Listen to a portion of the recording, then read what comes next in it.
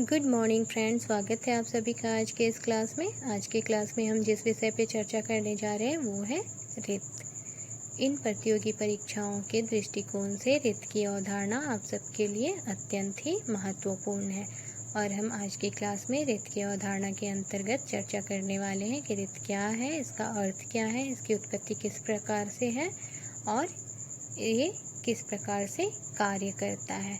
तो चलिए फ्रेंड्स, हम आज का क्लास आरंभ करते हैं।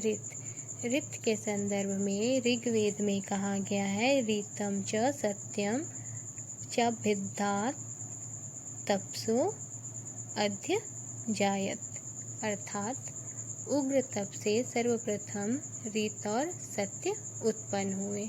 तत्पश्चात इसी रीत के नियम से सृष्टि के सकल कर्म संचालित हुए। यहाँ तप का तात्पर्य है सेक्रीफाइस और श्रद्धा से।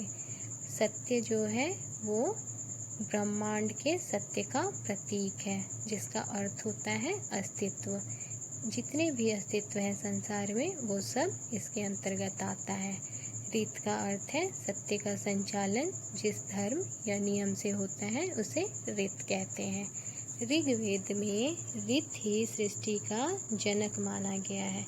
सृष्टि के आरंभ में सृष्टा ने सबसे पहले रीत को उत्पन्न किया। उसके बाद रीत से सृष्टि के सकल कर्मों को संचालित किया, अर्थात सबसे पहले रीत उत्पन्न हुआ, तत्पश्चात इसी रीत के नियम से सृष्टि के सकल कर्म संचालित हुए। अतः रीत जो है संपूर्ण विश्व में व्याप्त एक व्यवस्था का नाम है। चूँकि सृष्टि के सकल कर्म इससे संचालित होते हैं, इसीलिए ये सृष्टि का नियम है। ये नैतिक नियम, नैतिक व्यवस्था है। अब हम देखते हैं कि रीत शब्द का प्रयोग किन अर्थों में हुआ है। तो फ्रेंड्स, रीत शब्द का शाब्दिक अर्थ होता है जगत की व्यवस्था। रीत शब्द का प्रयोग सत्य के अर्थ में, उचित के अर्थ में, नियम के अर्थ में और सुव्यवस्था के अर्थ में हुआ है। रीत जो है वो जगत की व्यवस्था है, चूँकि वो सारी सृष्टि में संतुलन स्थापित करता है और उसको सुव्यवस्थित करता है। ये सत्य का संचालन करता है, इसलिए इन सभी अर्थों में रीत शब्द का प्रयोग हुआ है। अब हम देखते हैं कि रीत कैसे काम करता है। तो इस संदर्भ में हम देखते हैं कि सूर्य, चंद्रमा, तारे, ग्रह, नक्षत्र, ऋतुओं का गमन और नदियों का संचालन, ये सब जो है सबके पीछे एक नियम, एक व्यवस्था काम करता है। ये सब एक व्यवस्थित रूप में चलते हैं और इसके पीछे जो व्यवस्था है, जो नियम है, वो रीत के नियम है। सूर्य जो है हमेशा पूरब से निकलता है, पश्चिम में अस्त होता है। चंद्रमा जो है वो एक एक कला करके बढ़ता है। तारे जो हैं रात को टिमटिमाते हैं और ऋतुओं का जो गमन होता है उसमें भी एक व्यवस्था पाया जाता है। तो ये सब रेगुलरिटी जो हम देख रहे हैं उसकी वजह रीत है। ये सब रीत के मार्ग का अनुसरण करते हैं। रीत के द्वारा ये सब नियंत्रित होते हैं। तो हम देखते हैं कि सूर्य जो है वो रीत का विस्तार करता है, नदियाँ जो हैं वो रीत का वाहन करती हैं। तो इस प्रकार रीत जो है नियामक और नियंता दोनों है, वो उत्पादक भी है और नियंता भी है। तो हमने देखा कि ये सब कैसे एक सुव्यवस्थित क्रम में चलते हैं। द्युलोक और पारिजन्य लोक में जो नियम काम करता है, यहाँ जो व्यवस्था हम देखते हैं, जो रेगुलरिटी देखते हैं, इन सब के पीछे भी रीत के ही नियम हैं। इसी कारण इसे सृष्टि का नियम या कॉस्मिक लॉ कहते हैं। इसे नैतिक नियम और कॉस्मिक ऑर्डर भी कहा जाता है। जब हम पृथ्वी लोक या भू लोक के स्तर पे देखते हैं तो यहाँ पे जो पंचभूतात्मक प्रकृति है, जो जल, वायु, अग्नि, पृथ्वी आदि से निर्मित है, जिसमें मैं और आप भी आते हो। तो हमारी जो प्रकृति है या सृष्टि है, इसके पीछे भी एक व्यवस्था काम करता है, इसके पीछे भी एक नियम काम करता है। वो नियम कौन सा है? तो वो नियम भी ऋत का नियम है।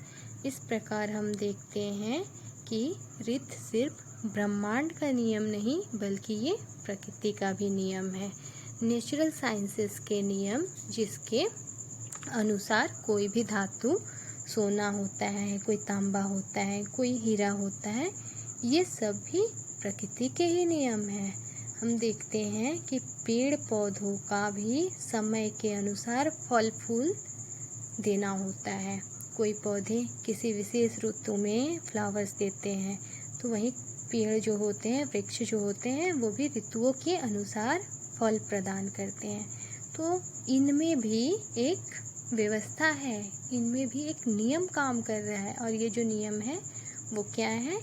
ये नियम जो है वो ऋत का नियम है। जब हम इससे एक स्तर नीचे और आते हैं और कीड़े मकोड़े, पशुओं इत्यादि को देखते हैं, तो उसमें भी हमें एक व्यवस्था दिखाई पड़ती है। इनके जो नियम है, इंस्टिंक्ट के नियम, अर्थात पशु और पक्षी के जो स्वभाव है उसके संदर्भ में कहा जा रहा है कि ये जो नियम है, इसमें इनके स्वभाव में जो हमें एक रेगुलरिटी दिखता है, इसके पीछे भी एक नियम काम कर रहा है, और इसके पीछे भी जो नियम काम कर रहे हैं वो कुछ और नहीं, ऋत के नियम है। ये भी ऋत के नियम से ही संचालित होते हैं। तो हमने देखा कि ब्रह्मांड में ही नहीं बल्कि प्रकृति में भी ऋत के नियम लागू होते हैं, ऋत के नियम से ही ये संचालित होते हैं। अब जब हम बुद्धि के नियम के स्तर पे आते हैं अथवा लोक नियम के स्तर पे आते हैं, तो इस रूप में भी ऋत ही काम करता है। जो बाहर की प्रकृति का नियम है वही हमारी बुद्धि की प्रकृति का भी नियम है। अब जब दोनों में विरोध होता है और हम कोई आर्टिफिशियल बदलाव करना चाहते हैं तो विनाश होता है, जिसका एग्जाम्पल आप आपदा और महामारियों के रूप में देख सकते हैं। तत्काल आप इसको कोविड-19 के रूप में भी देख सकते हैं। यहाँ हम देखते हैं कि ऋत का जो नियम है वो नैतिक व्यवस्था और कर्म नियम का संकेत कर रहा है। जब हम प्रकृति का दोहन करते हैं तो उसका दुष्परिणाम हमें भोगना पड़ता है, और जो प्रकृति में असंतुलन उत्पन्न होता है उससे हमें ही पीड़ा पहुंचती है। तो ये क्या है? कर्म नियम है। हमने जैसा कर्म किया वैसा फल मिल रहा है। अतः जो प्रकृति में एक संतुलन होता है, जो व्यवस्था होती है, उसमें कोई आर्टिफिशियल बदलाव करने का प्रयास नहीं करना चाहिए, क्योंकि अगर हम ऐसा करते भी हैं तो इससे केवल और केवल विनाश होता है। इस प्रकार हम देखते हैं कि ऋत का नियम जो है वो नैतिक नियम की ओर भी हमें लेके जा रहा है। ये नैतिक नियम है। मानव ऋत के नियम को नहीं बदल सकता है। जैसे ठंडी है, गर्मी है, बरसात है। ठंडी में जब हमें ठंडी लगती है तो हम ऊनी कपड़ा और आग के जरिए अपने आप को सेव करते हैं। वहीं गर्मी में हम पंखा और वृक्ष के नीचे जा कर के अपने आप को सेव करते हैं। बरसात में हम छाता का प्रयोग करते हैं। ऐसा नहीं है कि हम नियमों को ही बदल देते हैं। क्यों नहीं बदलते हैं? क्योंकि ऐसा करने पे जो व्यवस्था है प्रकृति में बना हुआ वो असंतुलित हो जाएगा और फिर विनाश होगा। उससे अनेक प्रकार की जो आपदाएं होंगी वो हमारे समक्ष आने लगेंगी।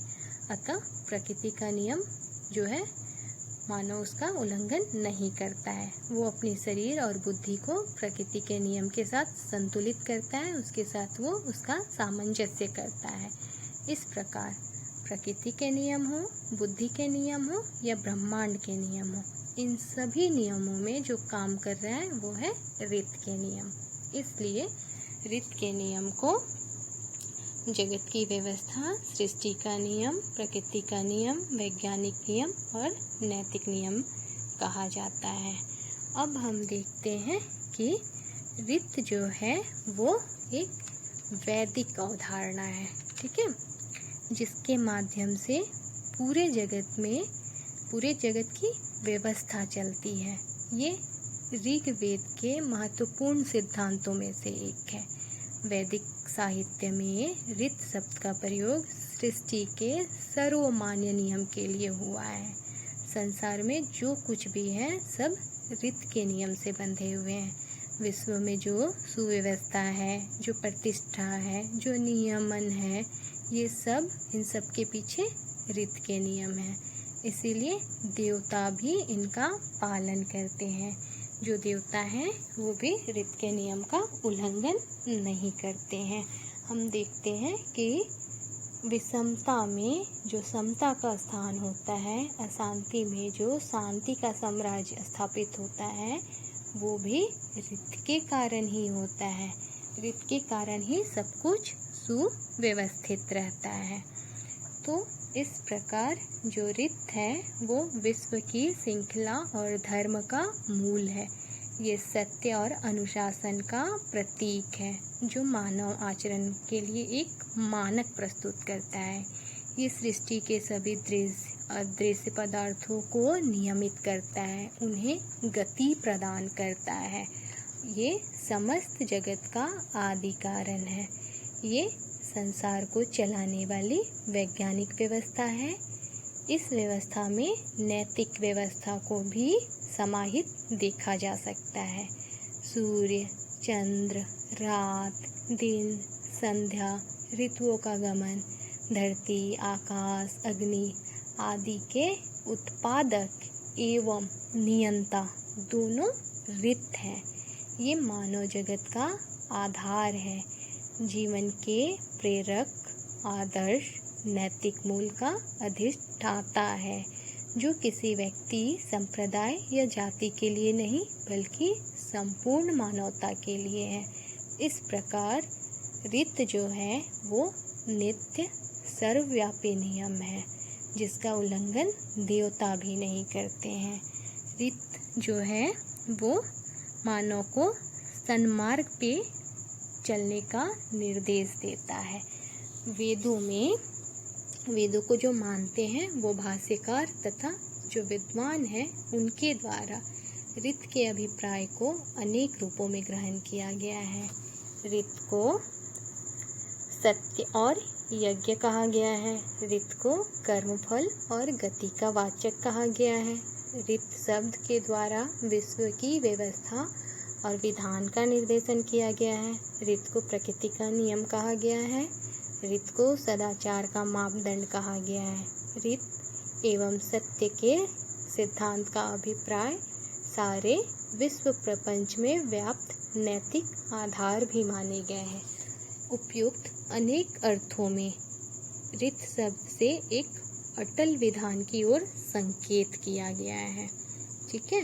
ऋग्वेद की ऋचाओं का जब हम अध्ययन करते हैं तो हम पाते हैं कि दैवी जगत में ऋत अनंत शाश्वत विधान है, जिससे सूर्य, चंद्रमा, धरती, आकाश, रात, दिन, ऋतुएं आदि गतिशील और मर्यादित होती हैं।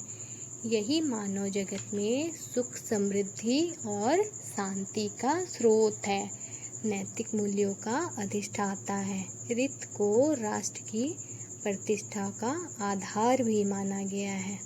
तो इस प्रकार हमने देखा कि ऋत का क्या स्वरूप है। अब मैं आप लोगों का ध्यान कुछ बिंदुओं पर आकर्षित करना चाहूँगी जो आपके लिए अत्यंत ही महत्वपूर्ण है। तो हम इन बिंदुओं को देखते हैं। ऋत को संतुलन का सिद्धांत कहा गया है।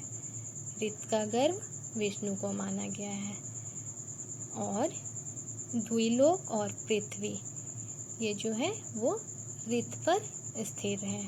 ऋत का रक्षक वरुण को माना गया है। इसको ऋतस्य गोपा भी कहा गया है। ऋत के माध्यम से सत्य की प्राप्ति को स्वीकार किया गया है। ऋत सत्य एवं व्यवस्था का मार्ग बताया गया है। ऋत विश्व में जो प्रतिष्ठा है, जो नियमन है, व्यवस्था है एवं रचना का आधार है। ऋत का संबंध वेदों से है और वेदों में भी ऋग्वेद से है। वरुण देव को घृतवर्त कहा गया है क्योंकि ये नियम के अनुसार व्रत का पालन करते थे। वरुण देव जो है वो ऋत के संरक्षक भी हैं। ऋत को सत्य अविनाशी सत्ता माना गया है। ऋत से सृष्टि के सकल कर्मों का संचालन होता है। ऋत जो है वो नियम और नियंता दोनों के रूप में कार्य करता है। इस प्रकार हमने देखा ऋत के संदर्भ में कुछ महत्वपूर्ण बिंदुओं को। ये बिंदु जो हैं आपके समक्ष ऑब्जेक्टिव बेस में यही क्वेश्चंस आते हैं, इस प्रकार के ही क्वेश्चन आपसे पूछे जाते हैं कि संतुलन का सिद्धांत किसे कहते हैं, या फिर ऋत के रक्षक कौन है, ऋत का किससे संबंध है और वेदों में किस वेद से संबंध है। इस प्रकार के ही प्रश्न आपसे पूछे जाएंगे। अब हम देखते हैं कि इन सभी विवेचनाओं के बाद जो निष्कर्ष हमारे हाथ में निकल के आता है वो क्या है। तो फ्रेंड्स, निष्कर्ष हमारे हाथ में ये आता है कि ऋत जो है वो ब्रह्मांड का नियम है, सृष्टि का नैतिक व्यवस्था है, हर लोगों का नियामक शक्ति है। जो नियम प्रकृति में है वही मानव बुद्धि में है, और इन दोनों रूपों में ऋत ही नियामक है। ऋत धर्म है, इस रूप में वो सबकी धारणी शक्ति भी है। अगर हम ब्रह्मांड के स्तर पे देखते हैं तो ये जगत व्यवस्था है। अगर हम सामाजिक जीवन में देखते हैं तो ये धर्म है जो कि सबकी धारणी शक्ति है। व्यक्तिगत जीवन के स्तर पे देखते हैं तो ये कर्म है। तो इस प्रकार हमने देखा कि ऋत जो है वो समस्त वस्तुओं के पूर्व है, ऋत जो है वो समस्त विश्व में व्याप्त है, और इसीलिए ये विश्व की श्रृंखला और धर्म का मूल है। स्वर्ग और नरक का जो वर्तमान स्वरूप है वो भी ऋत के कारण है। सूर्य, चंद्रमा, ऋतुओं का जो मार्ग है वो ऋत का अनुसरण करते हैं, वो भी ऋत को ही अनुसरण करते हैं। और ऋत सत्य और अनुशासन का प्रतीक है जो मानव आचरण के लिए एक मानक प्रस्तुत करता है। तो इस प्रकार हमने देखा कि जगत जो है वो कोई आकस्मिक घटना न होकर के एक व्यवस्थित प्रयोजन की सिद्धि का साधन है। तो स्पष्ट है कि ऋत सत्य अविनाशी सत्ता है। आज की क्लास में इतना ही। हम अगली क्लास में फिर नए टॉपिक के साथ मिलते हैं। तब तक के लिए थैंक यू।